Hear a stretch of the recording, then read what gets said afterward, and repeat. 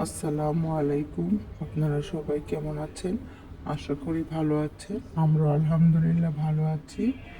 এখন দুপুরবেলা সুন্দর ফুল ফুটেছে গাছে।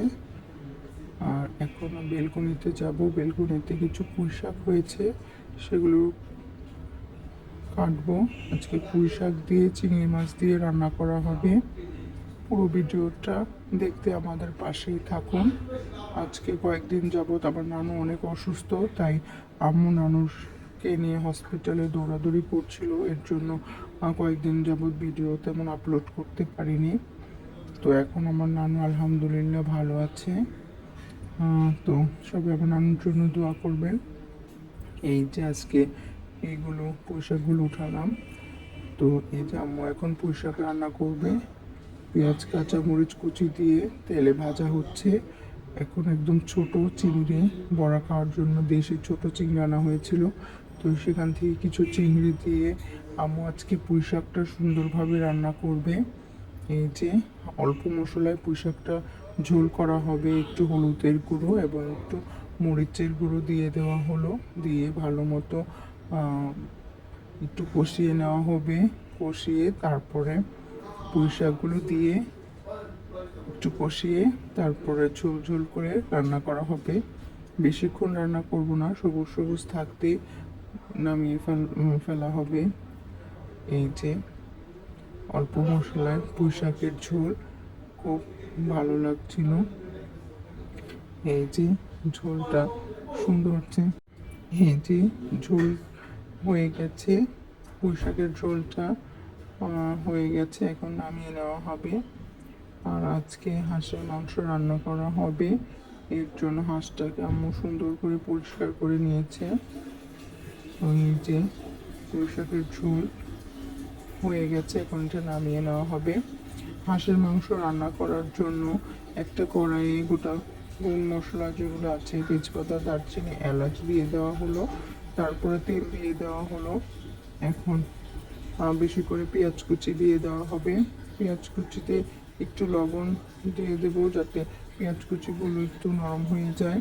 তারপর ভালো করে ভেজে আমার একটা পেস্ট করে নিয়েছে আদা রসুন এবং কাঁচামরিচ আর সিক্রেট কিছু মশলা দিয়ে একটা পেস্ট করে নিয়েছে।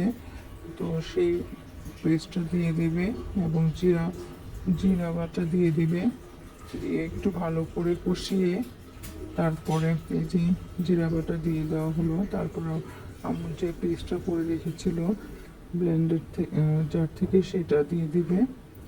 দিয়ে তারপরে পানি দিবে এবং কষাবে।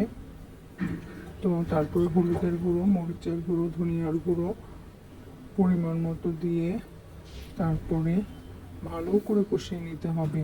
হাঁসের মাংস যত কষানো হয় মাংসটা ততই মজার হয়। তো হাঁসের মাংস তো আব্বু খায় না, আম্মু তেমন খায় না, আমার ছোট ভাইও খায় না, আকসাও খায় না। আমি আর আমার দাদা ভাই একটু খাই, বড় ভাই। তো এর জন্য হাঁসের মাংসটা আব্বু আনে। তো এই যে একদম সব মশলা দিয়ে দেওয়া হলো, দিয়ে এখন আমরা একটু কষিয়ে নেব ভালোভাবে। এই যে মশলা ভালো করে কষিয়ে তারপরে হাঁসের মাংসগুলো দিয়ে একটু কষাবো। তারপরে ঝোল দিয়ে মাংসটা সিদ্ধ করে নেব। এই যে হাঁসের মাংস খুব ভালোভাবে পরিষ্কার করে আগুনের ঝলসিয়ে পরিষ্কার করে নেওয়া হয়েছে। এখন মশলা দিয়ে সুন্দর মতো কষানো হবে। এই যে সুন্দর মতো কষানো হচ্ছে। হাঁসের মাংসটা একদম লাল লাল করে আজকে ভুনা করা হচ্ছে, বেশি ঝোল দিয়ে। ইফতারে এটা ময়দার পাতলা রুটি দিয়ে খাওয়া হবে। এই যে ঢেকে দেওয়া হয়েছে, ঢাকনা উঠিয়ে আবার একটু নাড়াচাড়া দিয়ে তারপরে ঝোল দিয়ে সিদ্ধ করতে দিয়ে দেওয়া হবে। এই যে এখন একটু নাড়াচাড়া করে ঝোল দিয়ে দেওয়া হবে। ঝোল দিয়ে ভালোভাবে সিদ্ধ হলে মাংসটা গরম মশলা দিয়ে নামিয়ে নেওয়া হবে। এই যে ঝোল দিয়ে দেওয়া হলো, আজকে ভিডিওটা যদি ভালো লাগে অবশ্যই কমেন্ট করে জানাবেন। এই যে মাংস হয়ে গেছে, আজকে রাতের জন্য আর ইফতারের জন্য রান্না করা হয়েছে এই হাঁসের মাংসটা। টমেটো দিয়ে পাতলা মুসুরির ডাল রান্না করা হয়েছিল, আর কচু বা ছোটো চিংড়ি দিয়ে পুঁই শাকের ঝোল করা হয়েছিল।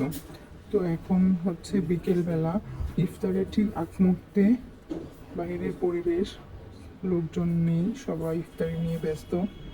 তো আলহামদুলিল্লাহ এগুলো আজকে আমাদের ইফতারের সব আইটেমই করা হয়েছিল, শুধু জিলাপিটা আর বরিন্দাটা বাইরে থেকে কেনা হয়েছিল। তো যেগুলো বানানো হয়েছে, আর হাঁসের মাংস আমরা পরোটা ময়দার রুটি দিয়ে খেয়েছিলাম। এই যে দেখতেই পাচ্ছেন। আজকে আমাদের ভিডিওটা ভালো লাগলে অবশ্যই লাইক কমেন্ট শেয়ার করবেন, আর সবসময় আমাদের পাশে থাকবেন। সবাইকে অনেক অনেক ধন্যবাদ এতক্ষণ আমাদের সঙ্গে থাকার জন্য। সবাইকে আল্লাহ হাফেজ।